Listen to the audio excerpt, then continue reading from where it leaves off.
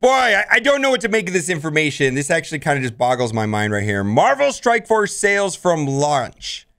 January 2020, $10 million. February 2020, $12 million. The Fix MSF movement started the end of January, and it led to the largest revenue sales that the game has ever had, tying October 2019. And this information comes from Sensor Tower, and actually went and verified and talked to somebody that had a paid subscription to Sensor Tower to verify that this information was accurate. Yes, Marvel Strike Force had its best month in the middle of the boycott.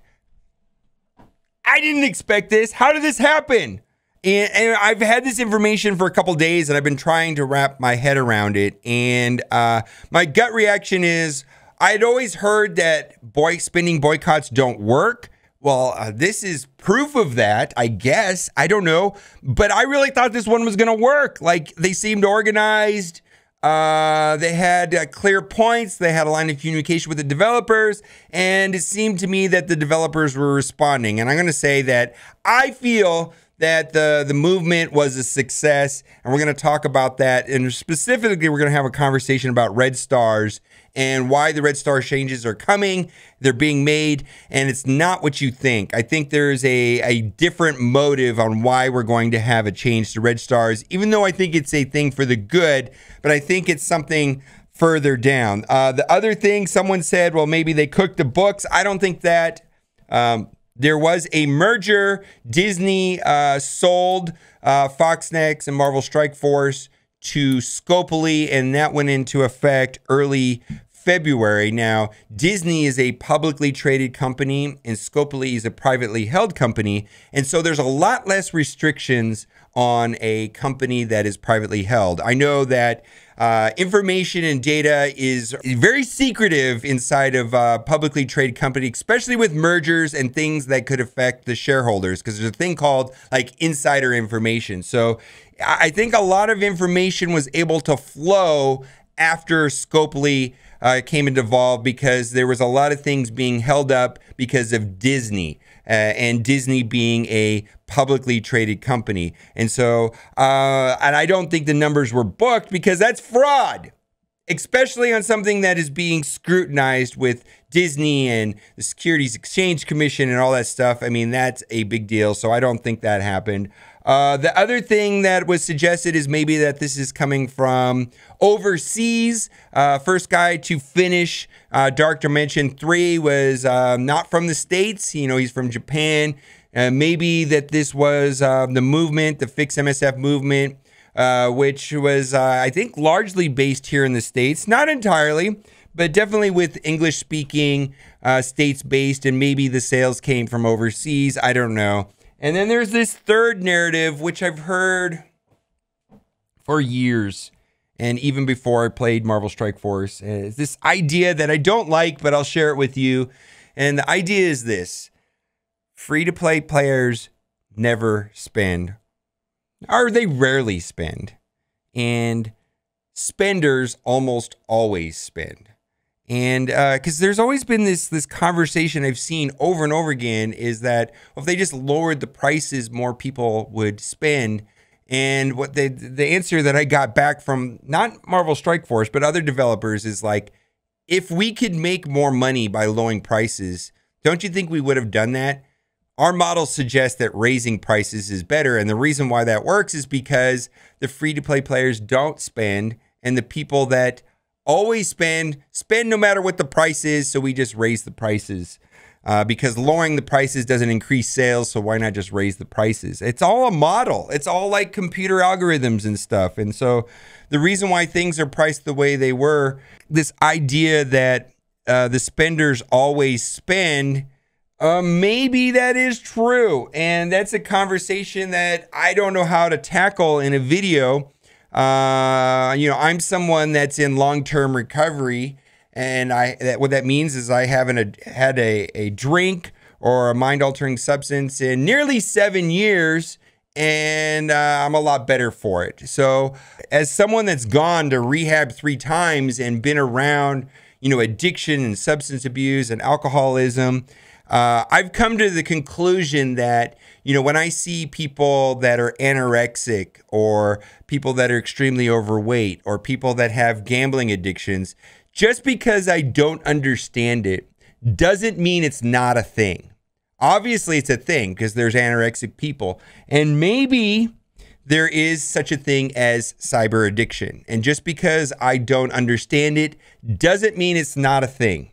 Maybe there are people that just spend no matter what, have no control over it, and they're spending. Now, I would like to believe that people that have spent, $10, $20, $100,000 on this game or more are hobbyists, and nobody is forcing them to push the buy button, and they are spending because they get satisfaction out of this and they enjoy the game and they can afford it. And what I worry about is that there's people out there that are spending out of control and they're going into debt and they're negatively impacting their family's life. And if that is the situation, I hope they seek help from somebody.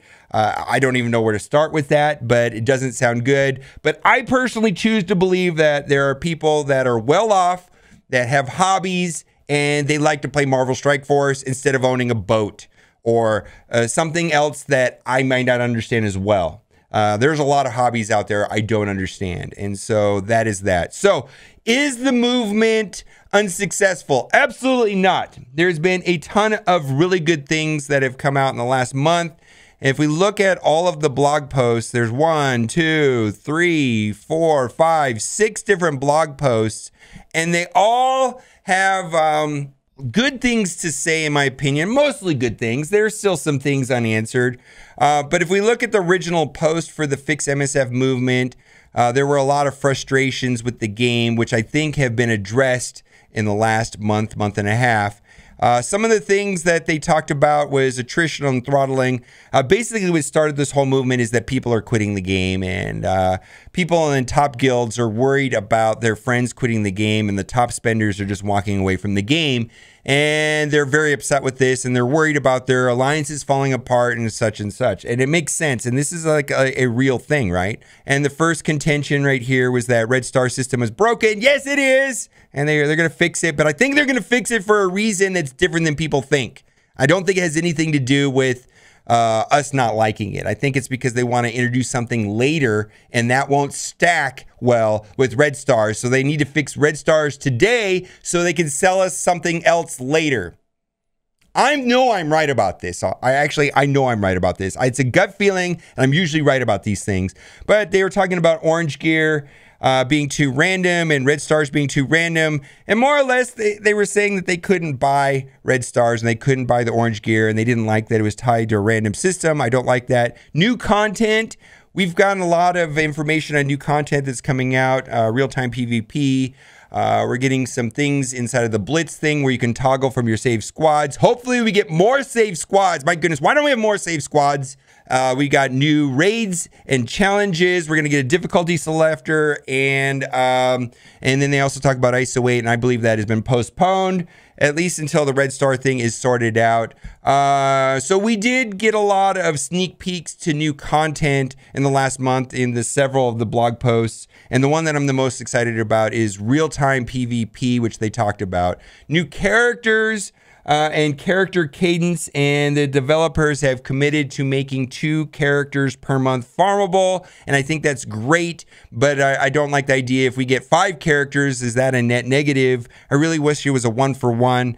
Anytime they issue out a new character comes out, one character that was released 4, 5, 6 months ago suddenly becomes farmable. And I'm not talking about putting it into orbs, and I'm not even sure if War Store counts as farmable. War Store is a painful, expensive way. I'm not really thrilled about Sif, but that's the way it is. But new characters, and personally, what's the point of getting new characters if I don't have enough gold to upgrade them? And it's just like, it's kind of discouraging. It's like Toad. I really already have an okay Brotherhood team. Do I really want to upgrade Toad? I just don't have the gold. I'd rather work on other stuff.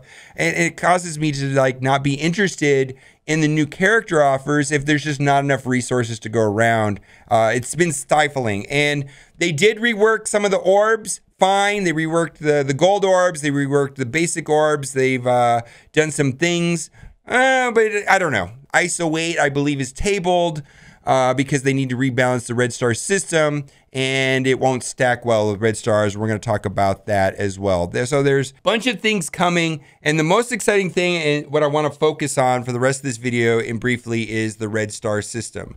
So red star system has been broken and it's been trash in my opinion since it came out because it was highly RNG and it had this horrifically steep curve. And what's happening today is most of us have opened up tons and tons of red star orbs, and a majority of our rosters are here in this 3 or 4. And let's just say that our rosters are stabilizing at 4 red stars, leaving us with a 20% boost.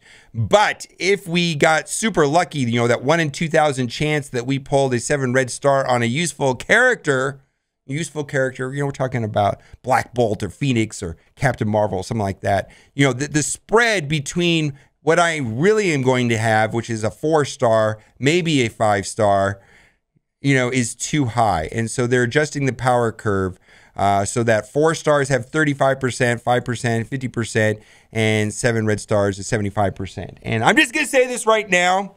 They had to do this, because they can't sell us something else later with this broken system. With the system the way it is right here, how could they ever sell us green stars or ISO 8 or some other level of progressing our characters if it's not going to stack well? Think about that. I really think that's what's happening here, is that this system was so broken and so powerful and so impactful in the spread between a 4-star and a 7-star that it had to be changed to something like this, or they couldn't sell us something else in the future. Think about that. Because ISO 8 was not going to stack well with red stars. In fact, if you had a 7 red star XYZ and you put the God tier ISO 8 on it, the character was broken and beats everything. And so they had to level everything out on red stars.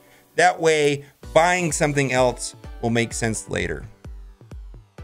Anyways, let me know what you think of this in the comment section. I really don't know what to make of this chart right here. I'm looking forward to all of your comments in the comment section about what you think of this. I'm trying to process this myself. And also put down there if you really think the game is heading in a better direction. I honestly do feel that the conversations that I've had with the Marvel Strike Force movement people, with Foxnex, have moved the game in a positive direction. I genuinely feel things are moving in a better direction. All right, guys, thanks for watching and keep on gaming.